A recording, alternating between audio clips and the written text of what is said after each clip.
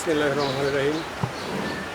আসলে আমি প্রথমে একটা বাছুর কিনি, দাম হলো ২৮০০। সেই বাছুর থেকেই আমার গরু শুরু হয়।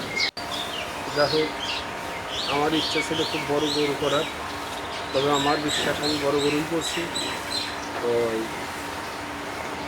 আমি অনেক ডাক্তার, অনেক সাংবাদিক, অনেক ব্যাপারীর কাছে জিজ্ঞাসা করছি। রাজবাড়ী জেলার ভিতরে আমার হচ্ছে বড় গরু আর কারণ নেই।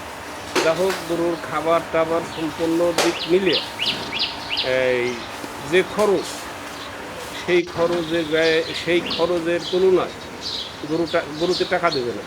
তারপরেও চাহিদা তো মানুষের থাকেই। কোনো ভাই যদি গরু কেনার ইচ্ছা থাকে, আমার বাড়ি পাকা রাস্তার সাথে, মোহাম্মদ লুকমান শেখ, আমি সাবেক মেম্বার, রামকান্তপুর ইউনিয়ন, রাজবাড়ী ২ নম্বর ওয়ার্ড। এখন আইসিয়া গরু কিনে নিয়ে যেতে পারেন। আপনি বিশ্বাস রাখেন,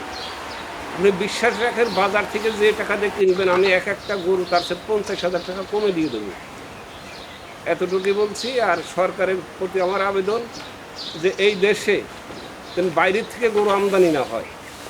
আর এই পানি সম্পাদক না, উনি আমার অনেক হেল্প করছে। উনি আমার বাড়ি এসে উনি খুব পেরেশানি যে এই গরুগুলি বিক্রি যাতে হয়, তো সেই হিসাবে